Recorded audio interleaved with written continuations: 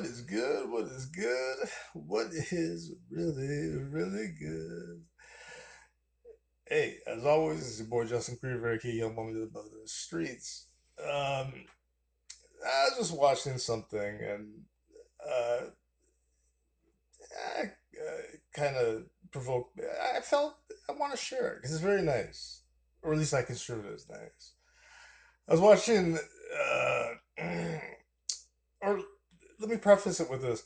When I was younger, sometimes I would hear, fellow skeptics say, they would say, yeah, I'm an atheist, skeptic, whatever, but, I really enjoy, reading the Bible. I derive pleasure from it. I find it inspiring, whatever. And I always found that a little strange, to be honest. You know, I'm starting not to really consider it like that anymore. Uh, yeah, anyway, so I was just watching. I've seen this video before, and I really love it. And it's courtesy of Rabbi Manis Friedman, who's the number one most popular rabbi on YouTube. The guy is pretty awesome. If you watch him, because he's so popular, it appeals to someone. Often he kind of tries to espouse some kind of more universal message, right? That everyone can, relate to, and so on and so forth. He's also pretty, clearly pretty big into like esotericism, which is pretty groovy. He's got some neat stuff. Anyway, I was watching. I've seen it before. I really love this. It really is quite beautiful. Uh, and this is his interpretation of the Adam and Eve story, and that was always my favorite story. There's not really many stories in the Bible that speak to me, or but I did always like this one, and the reason is I used to for a long time I had this interest in esotericism, and the thing that it was clear, it was always clear to me that this particular story was like intentionally written in such a manner that it could be interpreted so many ways, you know. So like I came up, long ago, I came up with my own explanation, right? Uh, and it goes a little something like this. But it's a short one. Basically I reasoned, if you take all of the conditions into account, it really seems like it was planned to happen. They were, planned to fail, destined to fail. Uh, but why? Why are you this? There has to be a reason, right? Um, and I figured, well, okay, tree of knowledge of good and evil. We think in a relativistic context. We can't appreciate bad without good, and vice versa. So I said, hey, I said, you know what? That was the purpose, to gain what I called the gift of perspective. And okay, and that was my little explanation. And it's not bad. Listen, all things considered, it's not bad. I mean, it is a hell of a lot better than the horribly shitty Christian interpretation. And let's just quickly get through that. And this is just for perspective. We all okay. The Christian interpretation, and don't worry. After we're gonna get into the really good one, Rabbi Manis Friedman's. We're gonna get into that really quickly. The Christian interpretation, Adam and Eve. God tells them, "Okay, do what you want, please, but please don't eat from the tree. You got this snake coercing them, but it's not just a snake.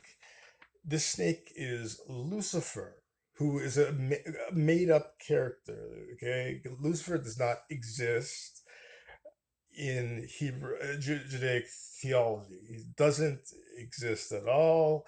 Christians, for whatever reason, decided to well, we know the reason. Uh, because they wanted they wanted to talk about the fall of okay, they wanted to paganize it, and they wanted God to have rivals and okay, okay. So what they did is they said, hey, yeah, this snake is this Lucifer, and then they intentionally corrupted part of Isaiah to argue that it's a reference to Lucifer. Uh, the character Lucifer does not actually exist in Judaism. Yeah, there is a Satan, but incredibly he's an incredibly minor character. He doesn't do anything to you. He can't possess you. He can't do anything to you. He's not good. He's not bad. He's just irrelevant. He's not even named. Satan is the adversary. That's not a name. They didn't even bother naming him because he's so insignificant. Okay, so where were we? And then okay, so they eat from the tree, and then God gets mad and he kicks them out, and he says some things. He says, "Okay, I'm gonna make birthing babies painful and some stuff," but as a final like really shitty thing that doesn't even make sense is he basically cursed them with what they call original sin. Original sin is not a part of Judaism. Okay, this is a Christian invention, something I don't know what compelled them. It's ridiculous, the notion that you could inherit sins. It's very stupid. Okay, so that's the Christian, the Christian interpretation. I think we can all agree that it's fucking garbage. I mean, mine's not all that special, but even mine, at least mine has a little bit of depth. It's a little bit of depth. The Christian one is just stupid, saccharine, and just superficial and just dumb. Okay, so now we're gonna go on to the one that Rabbi Manis Friedman's interpretation because it's really great, and I'm just gonna add there's a few things I'm gonna add just to make it flow better. So, all right, so you got Adam and Eve, in Gan Eden.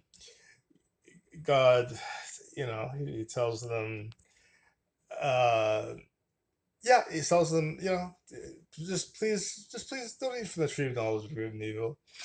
All right. So right off the bat, right? Like this is something I added. There's a few little things I added.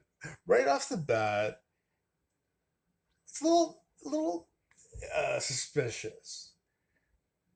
Okay, like what kind of challenge is that? It's not a challenge. Here, hey guys, here's a challenge. Don't eat from a tree. That's not much of a challenge. It kind of, if someone gives you that as a challenge, it kind of suggests there's a little more to it. There's something else. Okay, number two, you got this snake, who's trying to convince them to eat. They know that the snake's there because God's omnipotent. They know that, so they know that God wants him there. If God didn't want the snake there, he wouldn't be there. Number two, so they're starting to think, well, he's up to something. Okay, he's up to something, But don't worry, it's not like the shitty Christian. It's actually good. Number three, what did he tell them? He said, you'll die, which means nothing to them because death didn't exist up until that point. The, so why would he tell them that? Why would he say the punishment is death when he knows they don't understand what that means? They have absolutely no conception of death. They don't know what it means. Boom, three. It's getting suspicious. He's up to something. He's up to something. He's planning something. Because why would he say? Why would he say, "Don't do this," or the punishment is it's like gibberish. They don't even know what it means. All right. Now here, this is what I love. I mean, here it gets spicy. So, you know, someone like Adam goes to Eve. Wait a second. What did he say exactly? What were his exact words? All right. So she goes, well, he said, uh, do not eat from the tree of knowledge of good and evil, for when you do, you will surely die. Don't know what death is.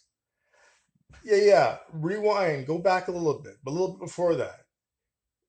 For when you do, you will surely die.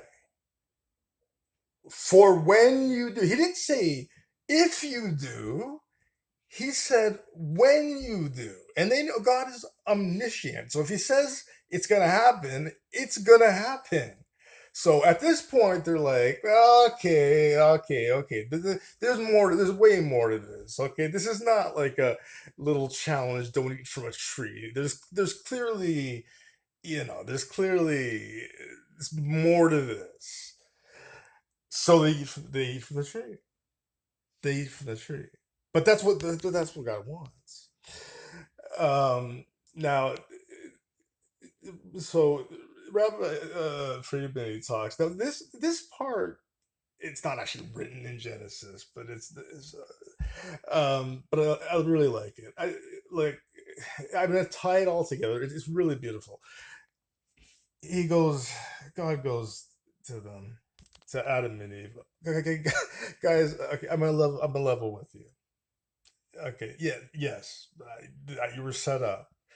I'm just trying, you know. I got a proposal for you guys. Okay, I want to send you down to a different world. Okay, and this is not Gan Eden. This is different. There's pain, suffering, sorrow, all these things. But I'm not gonna. I can't force you to go. They think about it, and they decide. You know what? We're gonna do it. We're gonna do it. And uh, these are just some things I'm adding. You have to understand the significance in the context of Jewish theology, because what is the point of everything? And that's to to get to make the earth godly. In other words, usher in the epoch or era of Olam Haba, the Messianic age. That's the point of everything. So why did they agree?